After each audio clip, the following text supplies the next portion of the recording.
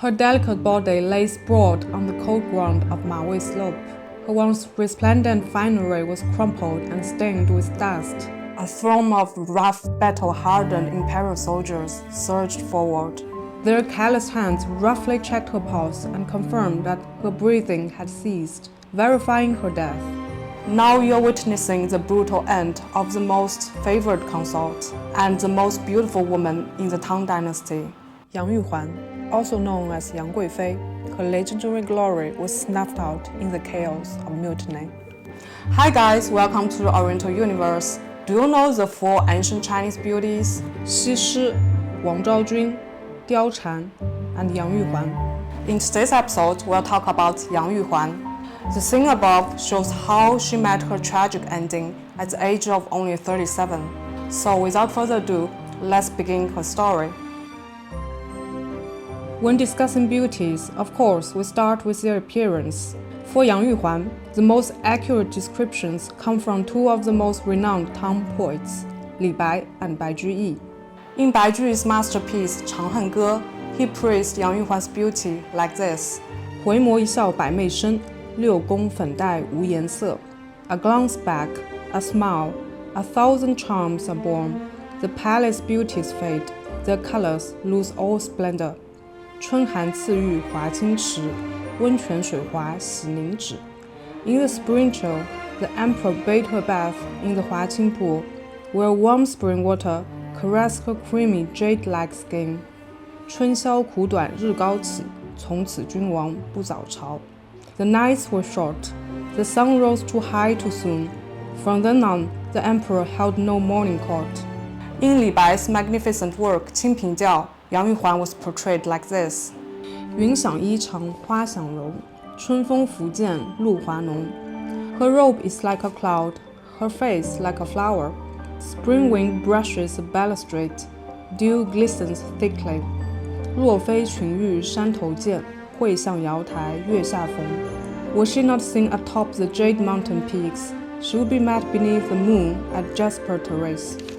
Both the poets praised the romance between Yang Yuhuan and Emperor Xuanzong as if it was the epitome of true love. But is this true?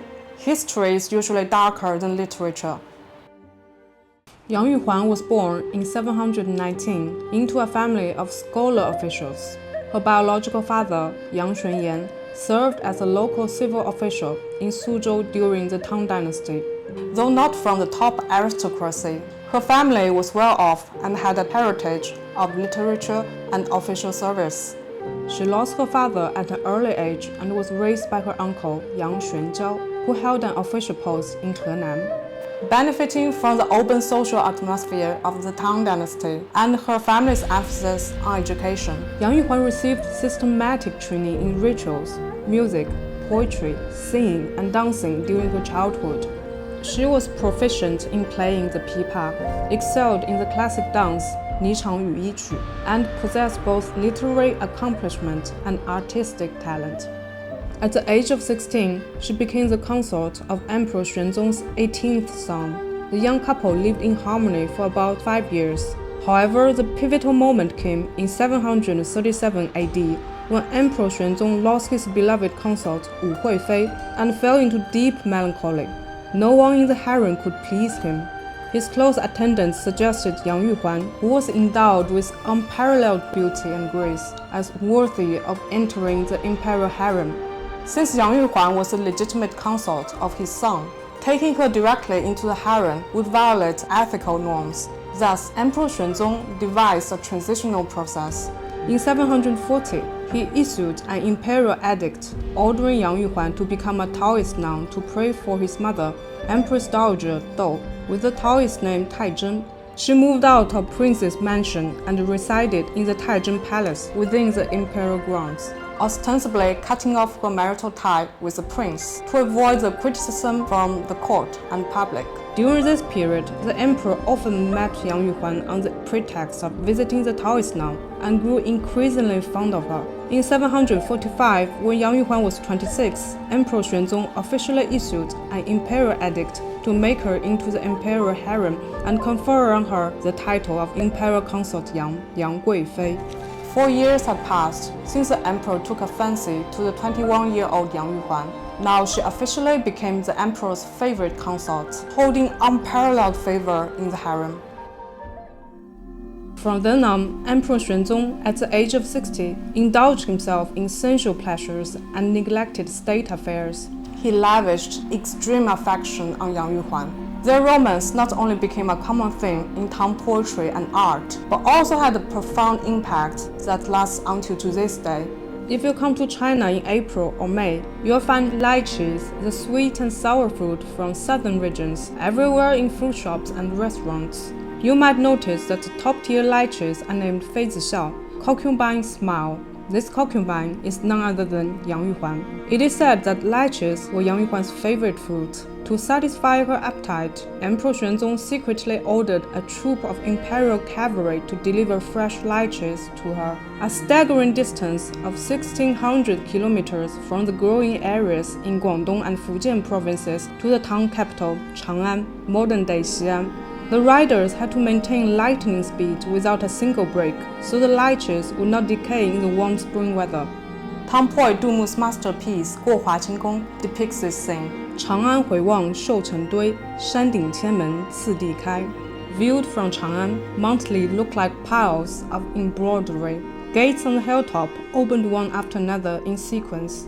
一骑红尘妃子笑，无人知是荔枝来. A galloping horse stirred red dust, and the imperial concubine smiled. No one knew it was bringing fresh lychees for her. They also shared a common love for music. Both the emperor and Yang Yuhuan were proficient musicians. Emperor Xuanzong personally composed Ni Chang Yu Yi Qu, which Yang Yuhuan, a skilled dancer, performed to perfection. This song and dance were mostly lost in the tumults of history, but you can still picture its elegance and beauty through the murals in the Dunhuang Mogao caves in Gansu province today.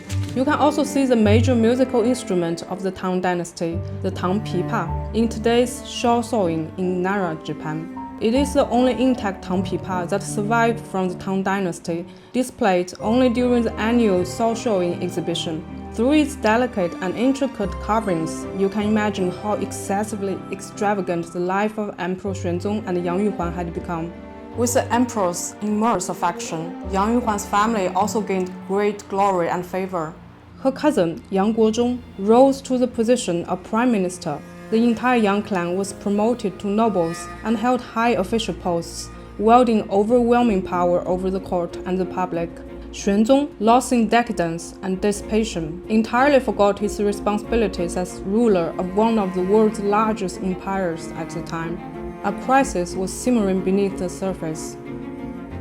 In 755 AD, An Lushan, a powerful governor of the frontier region, launched a massive rebellion against the Tang government. The rebellion erupted in the northeast and quickly swept across northern China, capturing the Tang capitals of Chang'an and Luoyang. Emperor Xuanzong had to flee from the capital Chang'an along with Yang Yuhuan and a small retinue of around 3,000 people, including core imperial ministers, eunuchs, palace attendants, and an elite imperial guard unit of about 2,000 soldiers. To demonstrate how brutal and devastating this rebellion was, the Tongdian officially records a population of over 50 million. However, due to tax evasion under the Tang's Zuyongdiao system, many people evaded COVID labor and were unregistered as hidden households, accounting for nearly one-third of the total. This brings the actual population to between 70 and 80 million, approximately 40% of the global population at the time. However, after the An Lushan rebellion, only 16.9 million people remained registered. In 756 AD, at Mawei Slope, a small town near Xianyang in Shanxi province, the imperial entourage mutinous soldiers forced Emperor Xuanzong to order the death of Yang Yuhuan, blaming her clan for the political corruption that fueled the rebellion. Let's travel back in time and see what happened on that tragic day. The dust of rebellion hung heavy over the ancient road to Shu. Once a parade of silk and splendor, the imperial entourage had devolved into a ragged train of fear as it stumbled westward under the scorching sun. Soldiers' armor clinked with exhaustion, nobles' faces were ashen. The air was thick with muttering that curdled into angry roars when they halted at Mawei Slope. The target of the rage was the woman they blamed for the empire's ruin, Yang Yuhuan. The imperial bodyguards, led by General Chen Xuanli, knelt before the carriage. Your Majesty, the rebellion is rooted in the chaos caused by Yang Yuhuan and her clan. To calm the troops and save the dynasty, she must die. Yang Yuhuan's fingers trembled as she brushed a straight jet-black lock of hair from her face. Shouts pierced the air. Down with Yang Guifei! Away with the witch who bewitched the Son of Heaven! Each cry pierced her like a shard of ice. Her eyes, once as soft as mist over an autumn lake, now swam with confusion and dread. She turned to Emperor Xuanzong, her voice barely a whisper. Your Majesty, what is happening? Why do they hate me so? Emperor Xuanzong could only clutch her hands tightly, his own eyes brimming with tears. My beloved, I cannot protect you. Yang Yuhuan's breath caught in her throat. She looked at Xuanzong, her lover of 10 years. The man who had built her palaces of flowers, who had said he would love her until the end of time.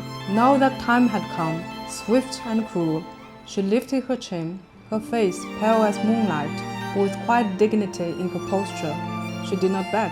If my death can bring peace to the realm, then I shall not hesitate. Only promise me you will remember me not as a traitor, but as a woman who loved you with all her heart.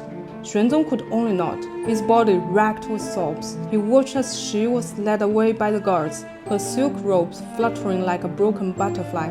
They took her to a small Buddhist shrine at the foot of the slope, where monks chanted prayers, their voices low and mournful, but Yang Yuhuan paid them no mind. As the silk tightened around her neck, she let out a soft sigh. Her body went limp, her eyes remaining in peaceful slumber, mingling with the soldiers' cheers and the emperor's wails. When Xuanzong was led to her body, he fell to his knees, clutching her cold form to his chest. Her hair was disheveled, her lips pale, but even in death, her beauty remained haunting. He kissed her forehead, his tears soaking her robes. I shall never forget you, he whispered, his voice hoarse. Never. Mawei Slope fell silent as the entourage resumed their journey westward, the sunset painting the sky in hues of blood and gold. Today, when modern Chinese people talk about athletics, they'll certainly bring up Yang Yuhuan fondly. Unlike the slim and fragile beauty trends in much of Chinese history and modern times, Yang Yuhuan is an icon of the Tang Dynasty's openness and confidence. Women were not restricted to a certain slim and fragile stereotype under her influence. Her life and tragedy have been a lasting inspiration for classical Chinese art, literature, and drama for over 1,000 years. She was the muse of almost all renowned Tang poets of her time: Li Bai, Du Fu, Bai Zhiyi, Du Mu, Yuan Zhen, Li Shangyin, Wen Tiyun, etc. Her story has been adapted to TV shows and movies repeatedly. Here are some of the most popular ones. Thank you for hanging out with me. I'm Verona. If you like my content, please hit the like button and subscribe to the channel. I'm always here to share more strange and fascinating Eastern stories. See you next time.